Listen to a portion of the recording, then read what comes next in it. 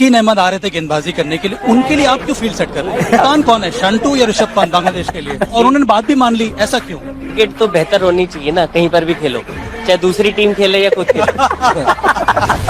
तो वहाँ पे फील्डर नहीं था, वो दो फील्डर एक जगह खड़े थे, तो मैंने उसको बोला यार इधर फील्डर ला। तो मैं समझता हूँ कि इंडिया को अगले 10 साल भी आप नहीं हरा सकते उनके घर में। भाई साहब, कोई माई का लाल है ही नहीं है जो भारत को भारत में टेस्ट सीरीज हरा सके। कैसे? क्योंकि इनकी बॉलिंग में वो दम आ गया है जो एक टाइम पे वसीम भाई, वकार और शोएब अख्तर होते थे ना, इस वक्त इंडिया की बॉलिंग वो बनी हुई है। अभी तो शामी नहीं है यार। अली साहब ये देखकर करता है कि काश अश्विन जैसा कोई खिलाड़ी पाकिस्तान के पास भी होता। आउट प्रेशर है, इतनी बड़ी टीम आपके सामने खड़ी है जो कि इंडिया इस वक्त वर्ल्ड क्लास टीम है, वो सबकी मौजूदगी के अंदर अब जो बल्लेबाज है बेचारा, उसके ऊपर क्या बीत रही है। वो पाकिस्तान क्रिकेट टीम के साबिक कप्तान वसीम अकरम ने यूज़ किए, वो अपने आप में एक मिसाल हैं। उन्होंने बेहद तारीफ़ की ऋषभ पंत की, और उन्होंने एक ख़ास बात की, हमारा कोई भी क्रिकेटर इस तरह दलेराना इनिंग्स नहीं खेलेगा। उन्होंने कहा कि जिमी एंडरसन को जो बल्लेबाज सामने खड़े होकर नहीं सही तरह से खेल पाते, उनको रिवर्स स्वीप।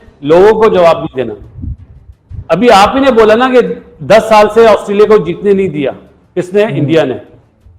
अब मेरी ख्वाहिश है कि इंडिया इंग्लैंड को भी जाके मारे, न्यूजीलैंड को भी मारे, और साउथ अफ्रीका से भी बराबर खेल कर आता इन्हें भी मारे। कि इंडिया इंग्लैंड को भी जाके मारे, न्यूजीलैंड को भी मारे, और साउथ अफ्रीका से भी बराबर खेल कर आता इन्हें भी मारे।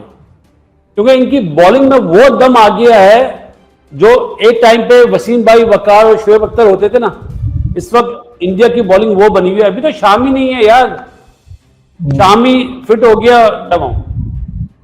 वो बंदा मैं पहले 2 बॉलर। दोस्तों स्वागत है आपके हमारे YouTube चैनल टुडे फॉलो की कोने का नाम लेता था मैं, एम्ब्रोज का कभी नाम नहीं लेता था क्योंकि उसको हाइट का एडवांटेज था।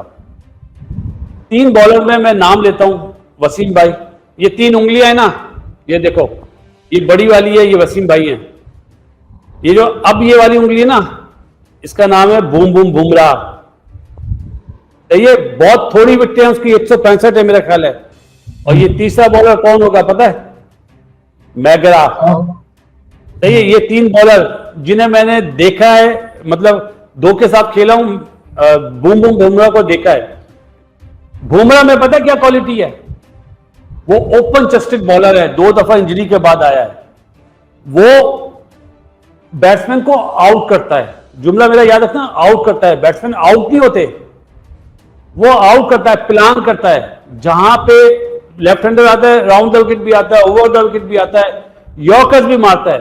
सब बॉलर दुनिया के जितने भी मैंने नाम लिए ना, उनके पास वो चीज नहीं थी जो बुमराह के पास है। उसका नाम है स्लोअर वन।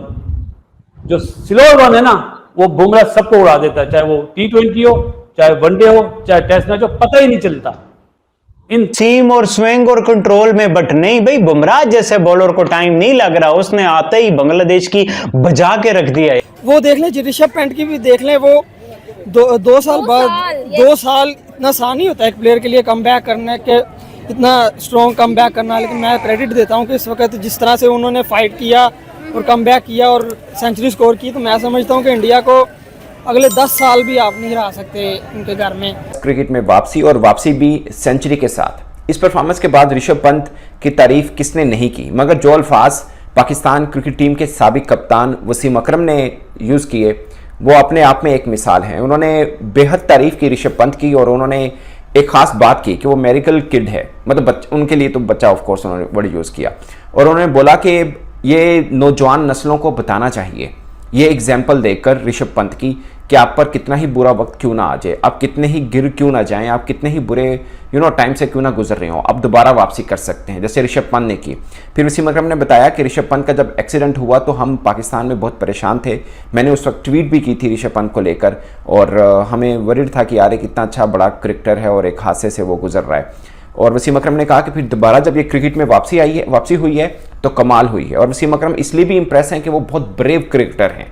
वसीम अकरम ने कहा कि जिमी एंडरसन को जो बल्लेबाज सामने खड़े होकर नहीं सही तरह से खेल पाते, उनको रिवर्स स्वीप मार रहे हैं, पैट कमिंस को रिवर्स स्वीप मार रहे हैं। और ऑस्ट्रेलिया के अंदर आकर जिस तरह उन्होंने सेंचुरी स्कोर की थी, जिस तरह उन्होंने बारियां ली थी, वो अपने आप में एक मिसाल है। फिर उन्होंने एग्जाम्पल दी कि IPL के अंदर ऋषभ पंत जब आए हैं, वापस आए हैं, तो 40 या 44 की एवरेज के साथ उन्होंने बैटिंग की है। 446 यानी 446 उन्होंने रन किए, 155 की स्ट्राइक रेट थी उनकी।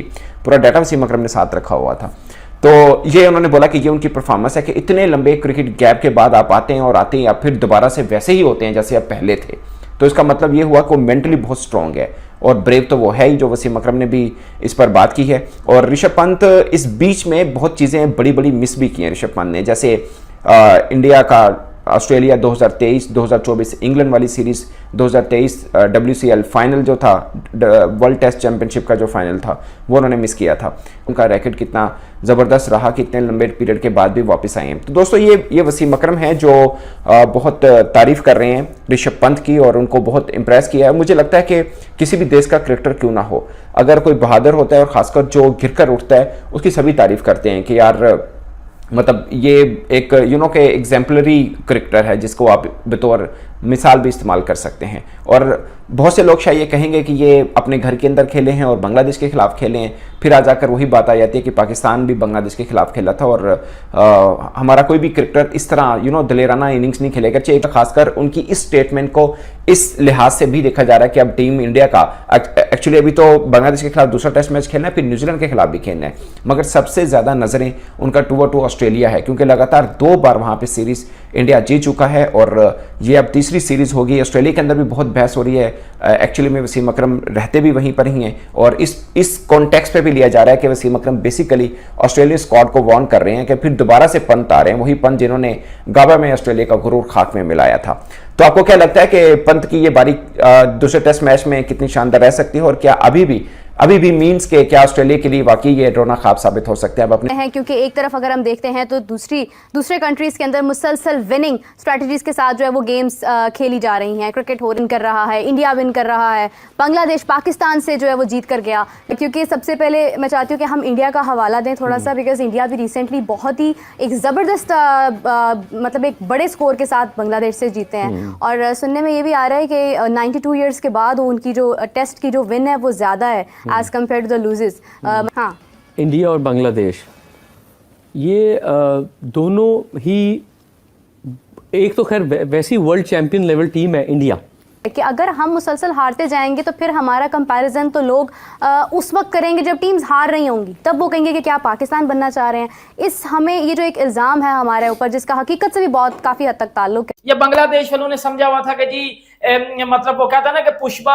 झुकेगा नहीं, इन्होंने समझा हुआ था ये पाकिस्तान वाले हैं, ये झुक जाएंगे। बेटा पाकिस्तान को पाकिस्तान में आके हरा दिया, बात उधर खत्म हो गई थी ना। वो कॉन्फिडेंस और वो आकर इंडिया में लेके आने की क्या जरूरत थी? अब घंटे के बांग्लादेश वालों, आप और इंडिया के ना जमीन आसमान का फर्क है, और जमीन और आसमान में जितना फर्क होता है ना वो सबको पता है। बेटा पाकिस्तान में आप जाके अच्छा नहीं थे खेले, पाकिस्तान ही इतना घटिया खेला था कि चीजें एक्सपोज हो गई थी। पहली इनिंग्स में 149, दूसरी इनिंग में 234, और आप लोगों ने पाकिस्तान के आगे 565 रन मारे थे। यही बैट्समैन थे ना आपके, मतलब ये तो आप डबल फेस। भाई साहब कोई माई का लाल है ही नहीं है जो भारत को। वीडियो अच्छी लगे तो लाइक करें, शेयर करें और अपने चैनल टुडे फॉलो को सब्सक्राइब भी करें।